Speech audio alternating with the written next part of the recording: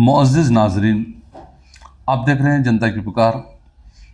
आप में से जो भी हमारे इस चैनल पर नए हैं उनसे गुजारिश है कि हमारे इस चैनल को सब्सक्राइब करें, बेल आइकन को क्लिक करें और हमारे वीडियोस पर अपने तासुरात का इजहार इनबॉक्स में ज़रूर करें। आइए, शहर दाउनिया के मारूफ समाजी कारकुन मौलाना आज़ाद समाजी और सकाफ़ती इदारे के बानी और सदर डॉक्टर सी नसीर अहमद ने पिछले दिनों यानी कि बकरीद से पहले सऊदी अरब की हुकूमत की तरफ से बतौर शाही मेहमान अपने अहलिया के साथ सफ़र हज की सआदतों से बहरावर होने के बाद वतन वापसी पर शहर के मुर्गाश्री मठ में तलबा व तालिबात को अपनी हस्ब आदत तालीमी अशिया तकसीम करते हुए देखते हैं।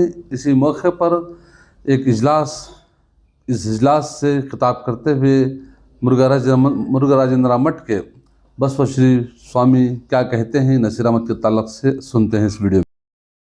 ನಮ್ಮ ವಿರಕ್ತ ಮಠದ ಮಕ್ಕಳಿಗೆ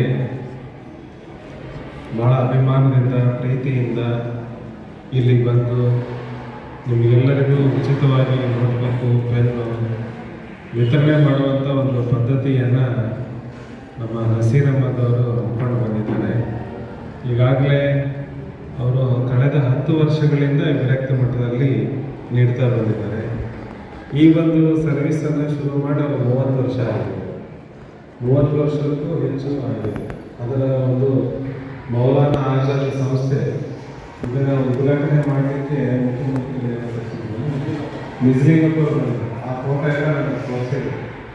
ಈಗ ನನಗೆ ಸಂಸ್ಥೆ ಶುರುವಾಗಿ 40 ವರ್ಷ ಆಗಿದ್ದ ಸ್ವಾಮೀಜಿ ಅವತ್ತಿನ ಉದ್ಘಾಟನೆ ಫೋಟೋ ನೋಡಿ ಮೋತಿ ವಿವೇಕಾನಂದರು, ನಾಗಮ್ಮ ಕೇಶವಮೂರ್ತಿ ಅವರಿದ್ದರು ಮತ್ತು ಎಮಿಲಿ ರಾಜಶೇಖರನ್ ಅವರಿದ್ದರು.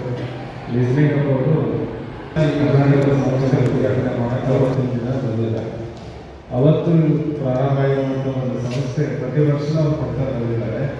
ನಮ್ಮ ಸಂಪರ್ಕ ಬಂದ ಮೇಲೆ ಈ ಕಳೆದ 10 ವರ್ಷಗಳಿಂದ ಇಲ್ಲಿ ನಡೀತಾ ಬಂದಿದೆ. ಈ ಒಂದು ಸೇವೆಯನ್ನು ಗುರುತಿಸಿ ನಾವು ರಾಜ್ಯ ಸರ್ಕಾರಕ್ಕೆ ಶಿಫಾರಸು ಮಾಡಿದ್ದೇವೆ. 2023 ಇಸ್ವಿಯಲ್ಲಿ ಇವರಿಗೆ ರಾಜ್ಯೋತ್ಸವ ಪ್ರಶಸ್ತಿಯನ್ನು ಕೊಡಬೇಕು. ನಮ್ಮ ಒಂದು ಶಿಫಾರಸನ್ನು ಒಪ್ಪಿಕೊಂಡು ರಾಜ್ಯ ಸರ್ಕಾರದವರು 2024 ಮೌಲಾನಾ ಆಜಾದ್ ಸಂಸ್ಥೆಗೆ ರಾಜ್ಯೋತ್ಸವ ಪ್ರಶಸ್ತಿ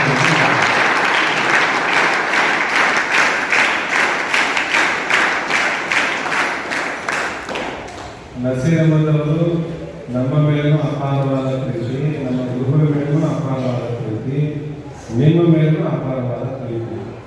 ಕಾರಣ ಅಂತಂದ್ರೆ ಅವರಿಗೆ ಸಹಾಯ ಮಾಡೋದನ್ನು ಈಗಿರ್ತಾರೆ ನಿಮಗೆ ಕಲಿಸ್ಕೊಡ್ಬೇಕು. ಹಂಚುವುದನ್ನು ಈಗಿರ್ತಾರೆ ನಿಮಗೆ ಕಲಿಸ್ಕೊಡ್ಬೇಕು. ಇದಕ್ಕೇನಂತಾರೆ ಸಂಸ್ಕಾರ ಅಂತಾರೆ. ಈ ರೀತಿಯಾದಂಥ ಒಂದು ಒಳ್ಳೆಯ ಸಂಸ್ಕಾರವನ್ನು ಕೊಡುವಂಥ ನಿಟ್ಟಿನಲ್ಲಿ ಈ ಕಾರ್ಯ ಪ್ರತಿ ವರ್ಷ ನಡೀತಾ ಇದೆ.